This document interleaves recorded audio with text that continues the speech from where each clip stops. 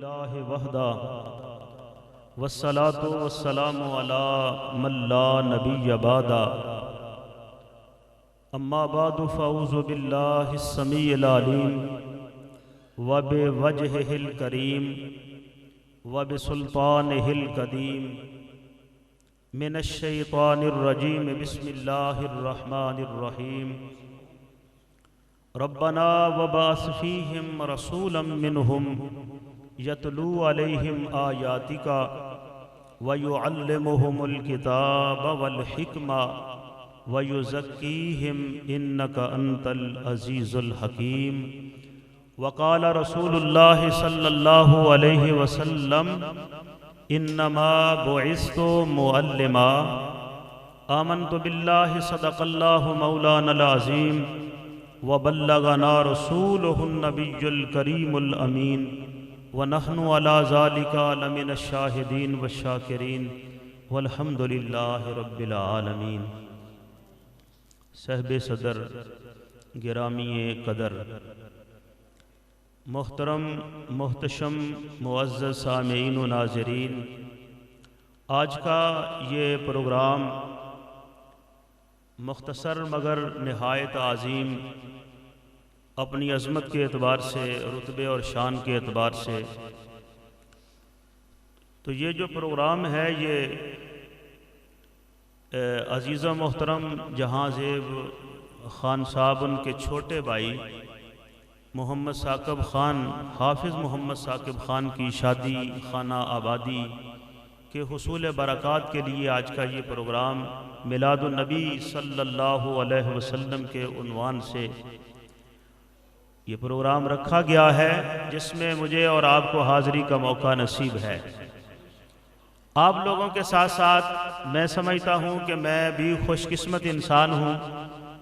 کہ آپ تو حضور کی ثنا اور عظمت سننے کے لیے تشریف لائے ہیں، اور مجھے چند لمحات کے لیے آپ کے سامنے آپ کی خدمت میں کچھ کہنے کا موقع نصیب ہوا ہے۔ بلا تمہید باتیں چند گزارشات آپ کی خدمت میں۔ یہ ربیع النور شریف، ربیع الاول شریف کا ماہ مبارک، میلاد النبی صلی اللہ علیہ وسلم کا یہ ماہ مبارک کسی تعارف کا محتاج نہیں۔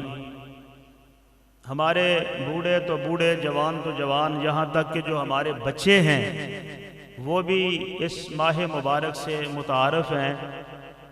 اور اس کی برکات، اس کے انوار و تجلیات جو ہیں وہ اظہر من الشمس ہیں۔ حضرت ابراہیم علیہ السلام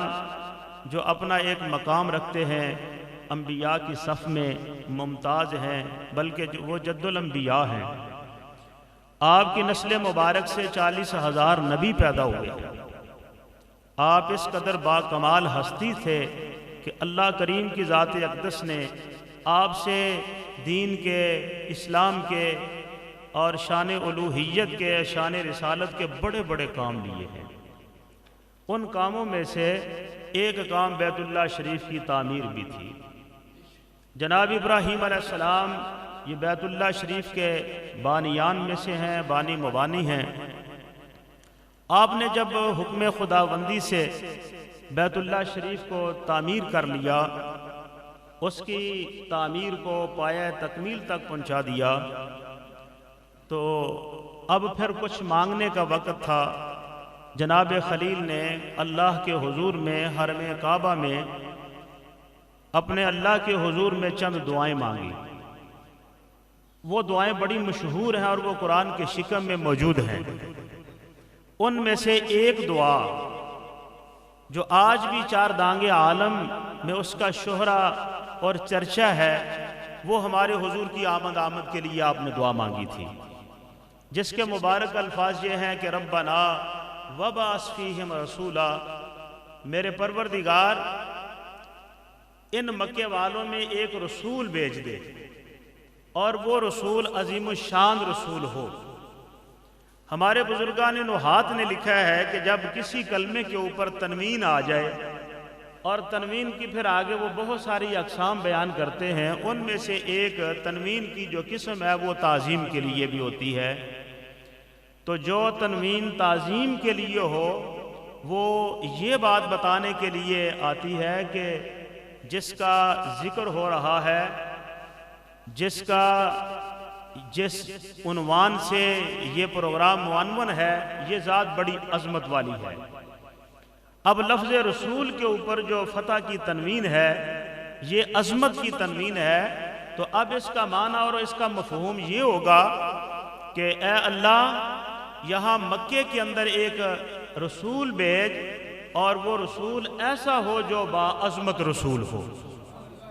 عظیم الشان رسول ہو۔ یہی وجہ ہے کہ صاحب دل کہتے ہیں کہ زبراں زیراں تے شدہ مداں، شان تیری وچ آئیاں، آما لوگاں خبر نہ کائی تے خاصاں رمضاں پائیاں۔ تو وہ رسول جو حضرت ابراہیم علیہ السلام نے جن کی آمد کے لیے دعا مانگی تھی، وہ رسول کوئی اور رسول نہیں تھا، وہ میرے اور آپ کے لجپال آقا حضرت محمد مصطفیٰ کی ذات تھی۔ اور آپ نے عرض کیا کہ یا اللہ، وہ رسول آئے، اور وہ رسول آئے تو اپنے مناسب فرضی مناسب کے ساتھ آئے، تو وہ اپنے مناسب جلیلہ کو ادا کرے، اور اس کے جو مناسب جلیلہ ہیں ان میں سے ایک یہ ہے کہ یتلو علیہم آیاتک،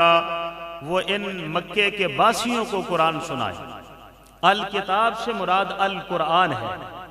علامہ بغوی نے جو ان کی مختصر تفسیر ہے، اس میں الکتاب کی تفسیر انہوں نے القرآن سے کی ہے، کہ وہ آئے اور آ کر مکے والوں کو قرآن سکھائے، قرآن سنائے، قرآن کی للکار اور قرآن کی چھنکار وہ رسول جو ہے وہ ان کے سماعتوں کی نظر کرے۔ اور دوسرا ان کا جو منصب ہوگا وہ یہ ہوگا کہ وہ صرف ان کو قرآن سنا ہی نہ دیں، بلکہ وَيُعَلِّمُهُمُ الْكِتَابَ، وہ ان کو کتاب بمعنی قرآن سکھائیں بھی۔ یہ قرآن ان سے پڑھیں، وہ آنے والا عظیم الشان رسول ان کو قرآن پڑھا بھی دے، اور خالی پڑھا نہ دے بلکہ والحکمہ، جو کتاب و سنت کے مفاہیم ہیں، جو اس کے مطالب ہیں، جو اس کے اندر در ثمین ہیں، جو اس کی روح ہے، جو کتاب اللہ کی کنو اور ماہیت و حقیقت ہے، اس سے بھی وہ آنے والا رسول ان کو روح شناس کروائے۔ اور آخر میں کہا کہ وہ ان کو پھر پاک کرے۔ تو ثابت ہوا کہ رحمت للعالمین صلی اللہ علیہ وسلم کے جو منصبی فرائض ہیں، ان میں سے قرآن سنانا ہے، قرآن پڑھانا ہے، پھر اس کے معنی اور مطالب اور اس کی جو تشریح اور توضیح ہے وہ امت کے گوش گزار کرنا، اور آخر میں فرمایا کہ وہ ایسا عظیم الشان رسول آئے گا جو ان کو پاک کر دے گا، ان کو کفر سے پاک کر دے گا، ان کو شرک سے پاک کر دے گا، ان کو بدعات سے پاک کر دے گا، اور ان کے عرب کی جو جاہلانہ رسومات ہیں وہ ان سے پاک کرے۔ تو ہمارے حضور سید عالم صلی اللہ علیہ وسلم پھر اسی شان کے ساتھ تشریف لائے۔ ہمارے حضور رحمت للعالمین نے اس کائنات پست و بالا میں، اس کائنات رنگ و بو میں، اور اس زمین کے چہرے کے اوپر اور اس زمین کے سینے کے اوپر جب قدم رکھا تو پھر آپ لوگ جانتے ہیں کہ عرب معاشرے کی حالت کیا تھی، ان کا تمدن کیا تھا، ان کا کلچر کیا تھا، ان کا رہن سہن اور ان کی طرز زندگی کیا تھی۔ وہ ایسی تھی کہ جو ناگفتہ بہی تھی، جس کے بارے میں کچھ کہنا میں سمجھتا ہوں کہ یہ وقت کو ضائع کرنے کے مترادف ہے۔ پھر حضور رحمت للعالمین صلی اللہ علیہ وسلم نے، آپ صلی اللہ علیہ وسلم کی ذات اقدس نے عرب معاشرے کو کتاب و سنت کی روشنی فراہم کی، ان کو کتاب سکھائی، ان کو اپنی نظر رحمت سے ہمکنار کیا۔ حضور نے نظر ڈالی، جس پر نظر ڈالی تو وہ ابو بکر سے صدیق بن گیا، پھر نظر ڈالی تو وہ عمر سے فاروق اعظم بن گیا، پھر حضور نے نظر ڈالی تو عثمان سے ذوالنورین بن گیا، پھر نظر ڈالی تو پھر علی سے مولا مشکل کشا بن گئے۔ حضور رحمت للعالمین صلی اللہ علیہ وسلم، یہی وجہ ہے کہ ہمارے حضور فرمایا کرتے تھے کہ لوگو انما بعثت معلما، مجھے پروردگار عالم نے استاذ بنا کر بھیجا ہے، میں معلم بن کر آیا ہوں، معلم، میں استاد بن کر آیا ہوں۔ اور اگر ہمارے حضور کے اس تعلیم و تعلم کے اعتبار سے نظر ڈالیں تو پھر معلم بھی ایسے کہ جن کا آج تک بھی اس کائنات میں کوئی ثانی پیدا نہ ہوا ہے اور نہ صبح قیامت تک ہوگا۔ ایسی شان سے وہ رسول تشریف لائے، ایسے کامیاب استاد اور معلم اور منجے ہوئے استاد بن کر آئے کہ حضور فرماتے ہیں اوتیت بجوامع القلم، مجھے جوامع قلم عطا کیا گیا ہے۔ صحابہ نے پوچھا یا رسول اللہ جوامع قلم کیا ہوتا ہے؟ تو حضور نے فرمایا کہ میری گفتگو کے فکرے، جملے اور اس کے جو الفاظ ہیں وہ مختصر ہوتے ہیں، مگر ان کے اندر جو معانی، مطالب اور ہیرے، یاقوت اور موتی جو ہیں وہ بہت زیادہ ہیں۔ سرکار دو عالم صلی اللہ علیہ وسلم نے چھوٹے چھوٹے فکروں میں، چھوٹی چھوٹی اداؤں میں، حضور کی ادا تو معاذ اللہ کوئی چھوٹی نہیں ہے، حضور کے سارے افعال جو ہیں وہ بڑے عظیم ہیں۔ نبی پاک صلی اللہ علیہ وسلم نے معمولی افعال سے، معمولی اداؤں سے اپنی امت کو بہت کچھ سمجھا دیا۔ مثال کے طور پر ایک حدیث پاک میں حضور کا ایک چاہنے والا آیا، اس نے آ کے عرض کی یا رسول اللہ میں آپ سے کچھ پوچھنے کے لیے آیا ہوں، میں آپ سے کچھ سیکھنے کے لیے آیا ہوں۔ تو ہمارے آقا نے فرمایا کہ ٹھیک ہے، کیا پوچھنا چاہتے ہو؟ یا رسول اللہ کلی فی الاسلام قولا، ایک ایسی بات مجھے سمجھا دیں، ایک ایسی جامع بات مجھے بتا دیں، لا اسأل عنہ احدا غیرک، پھر میں آپ کے سوا اور کسی کے پاس پوچھنے کے لیے نہ جاؤں، مجھے ضرورت ہی نہ پڑے، میں جو تشنگی محسوس کر رہا ہوں آپ مجھے ایسی بات بتا دیں کہ میرا من اتنا سراب ہو جائے کہ مجھے پھر کسی اور دروازے پر جانے کی ضرورت نہ پڑے تو میں قربان جاؤں۔ حضرت امام بخاری کی روح تڑپی۔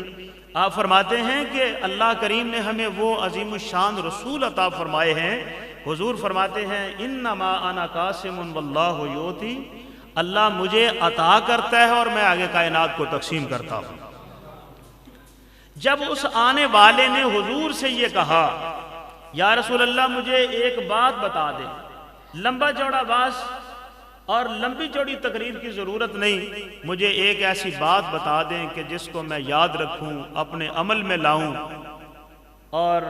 میں کسی منطقی نتیجے پر پہنچوں۔ تو حضور نے پھر اس سے کہا تھا قل،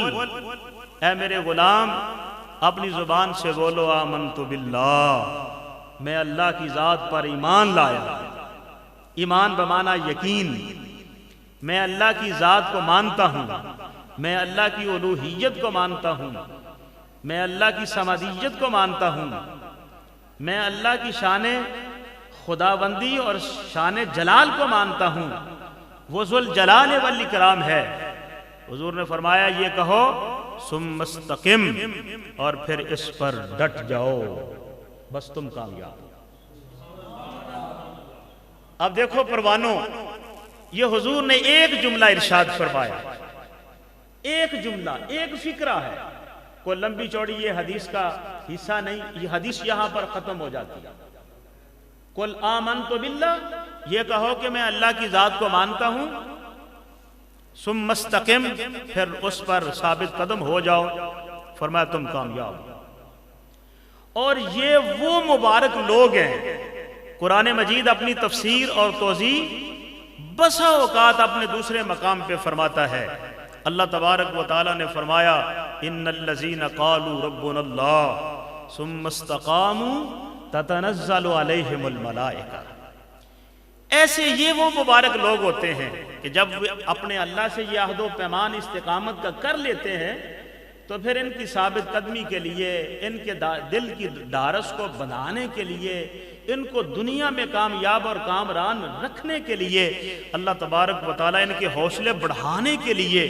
پھر ملائکہ مقربین کی ڈیوٹی لگا دیتا ہے کہ جاؤ، زمین پر میرا ایک بندہ ہے جس نے مجھے سچ طریقے سے اپنا الہ اور خدا مان لیا ہے، اب دنیا کی آفات و بلیات سے جاؤ، جا کر اس کو چھٹکارا دلاؤ اور اس کے اوپر ظلم و جفا کی آندیاں، اور ظلم و جفا کے زلزلے آئیں گے، آتے رہیں گے، لیکن جاؤ تم اس کے ہمدم بن جاؤ، کہیں ظلم و جفا اور کفر و شرک کی آندھیوں کے مقابلے میں اس کے قدم متزلزل نہ ہو جائیں۔ حضرات محترم، پھر ایک اور آیا، اور یہ آنے والا کون ہے؟ یہ بڑا مشہور صحابی ہے، یہ بڑا بابرکت صحابی ہے، یہ امت کا حبر عالم صحابی ہے، جس کو عبداللہ ابن عباس کہتے ہیں۔ حضرت عبداللہ ابن عباس کہتے ہیں میں حضور کے ساتھ تھا،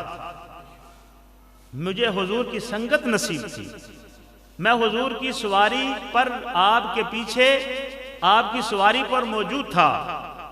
اور وہ کیسا سما ہوگا کہ جب حضور سواری پر موجود ہوں گے اور جناب ابن عباس میرے آقا کے پیچھے سواری پر بیٹھے ہوں گے، کیسا وہ سما ہوگا۔ آج ہمیں کسی بزرگ کی سنگت نصیب ہو جائے تو ہم سمجھتے ہیں کہ ہم نے بہت ساری برکات کو لوٹ لیا ہے، لیکن سوچو کہ یہ کائنات کا امام ہے اور یہ رحمت للعالمین در یتیم کی ذات ہے، جن کے پیچھے ابن عباس سوار ہیں۔ رسول اللہ نے سفر اختیار کرنے کے دوران، سفر طے کرنے کے دوران ابن عباس سے کہا یا غلامو، بیٹے، جی یا رسول اللہ۔ فرمایا اعلمک کلمات، میں تجھے چند باتیں سکھانا چاہتا ہوں۔ یا رسول اللہ مجھے بتائیے، ضرور بتائیے۔ تو سید عالم صلی اللہ علیہ وسلم نے ابن عباس سے کہا، فرمایا بیٹے، پہلی بات میں آپ کو جو بتانا چاہتا ہوں وہ یہ ہے کہ احفظ اللہ، اللہ تعالیٰ کے احکام کی حفاظت کرو، یحفظک اللہ، اللہ تیری حفاظت کرے گا۔ اور ایک اور الفاظ حدیث کے دوسری روایت سے جو آتے ہیں وہ یہ ہے، احفظ اللہ تجاہک، اللہ کی حفاظت کر، اللہ کے احکام کی حفاظت کر، تو پھر اس کی برکت یہ ہوگی کہ اللہ کی قدرت تیرے آگے آگے ہوگی۔ حضرت عبداللہ ابن عباس کو شاید نہ جانتے ہوں، جلال الملت والدین جلال الدین سیوطی رحمہ اللہ، آپ 9ویں صدی کے بڑے عظیم الشان محدث ہیں، بڑی کتابوں کے کتب کثیرہ کے آپ مصنف ہیں۔ جلال الدین سیوطی کا اپنا ایک نام ہے اور مقام ہے۔ جلال الدین سیوطی رحمہ اللہ نے خصائص کبریٰ شریف کے اندر لکھا ہے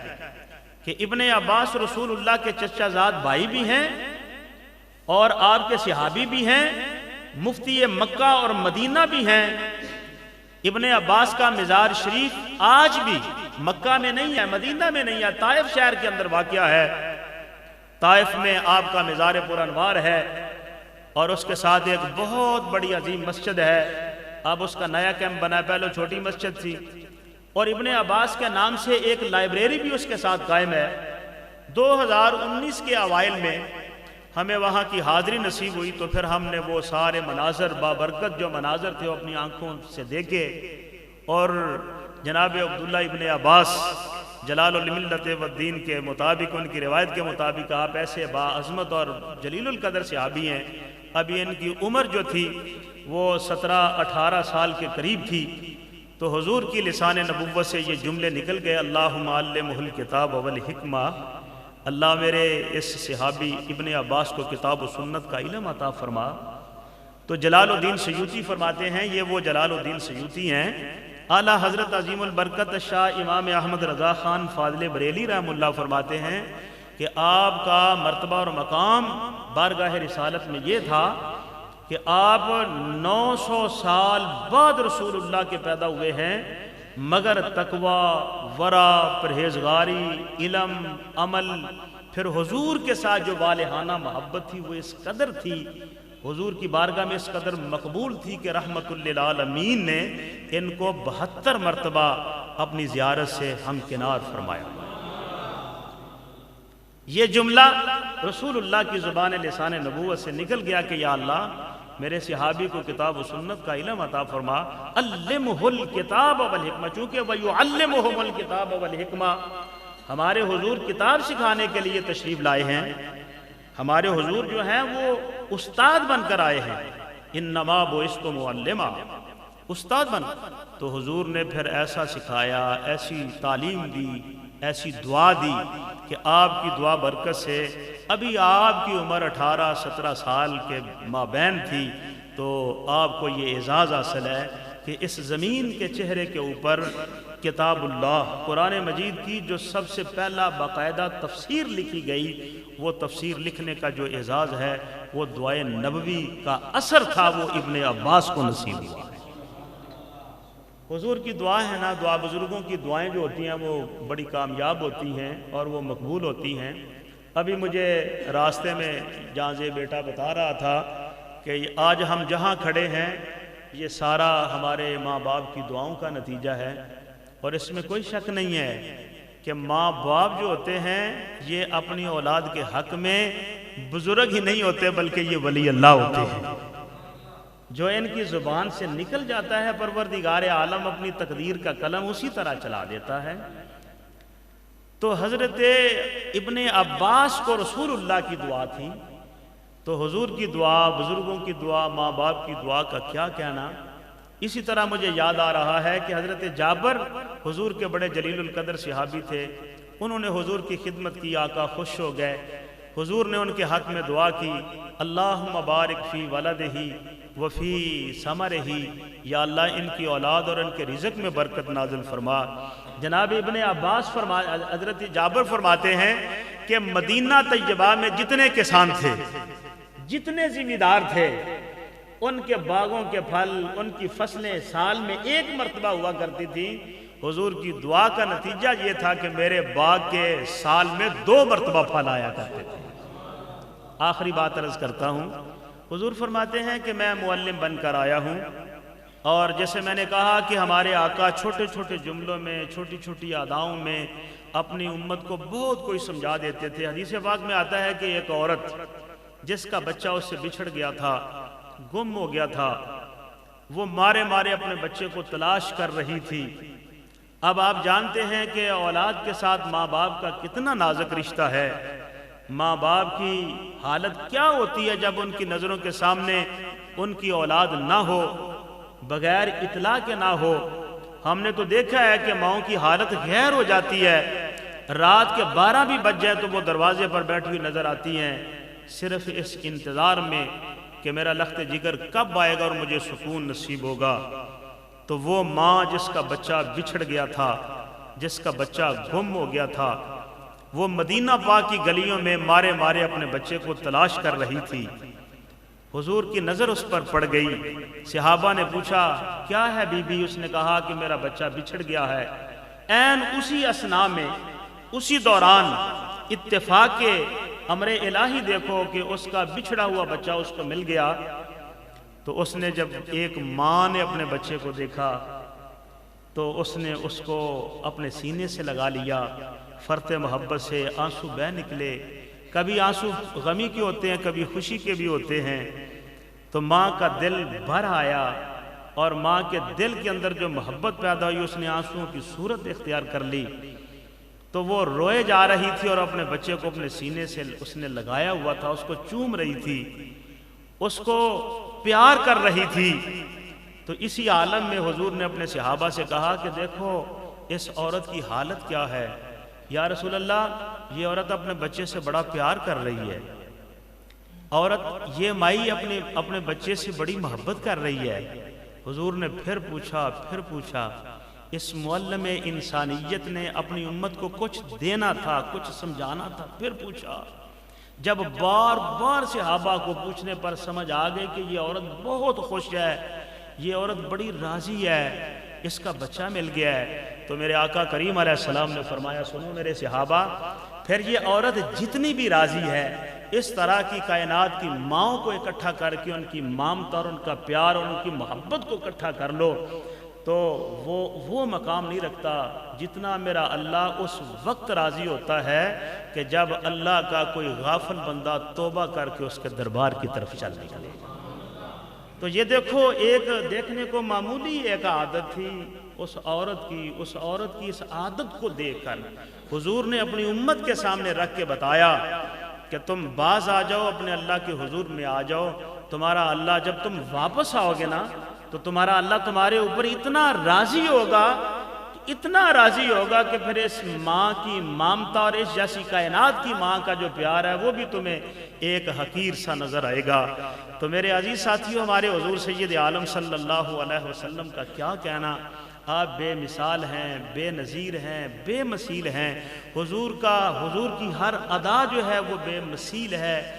بے نظیر ہے۔ رحمت للعالمین نے 63 سال کی زندگی اور پھر اس میں سے بھی نبوت کی 23 سال کی زندگی کو آپ اپنے سامنے رکھیں تو میرے آقا کریم علیہ السلام ایک ایسے مبلغ اور معلم بن کر، کامیاب استاد بن کر آئے تھے کہ حضور نے 23 سال کے قلیل عرصے میں کائنات کے اندر ایک انقلاب پیدا کر دیا،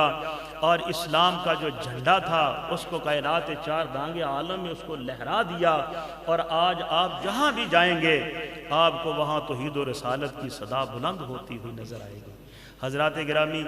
آج کا یہ پروگرام ایک تو میلاد النبی کے عنوان سے معنون تھا اور دوسرا شادی کے اعتبار سے بھی ہے، تو یہ کتنا حسین پروگرام ہے۔ اور جو بانیان محفل ہیں، امیر مجلس ہیں، میری مراد برخوردار محمد جہاں زیب صاحب، انہوں نے یہ کتنا اچھا حسین انتخاب کیا ہے۔ لوگ شادیاں دے تے خسرے نچاندے نے،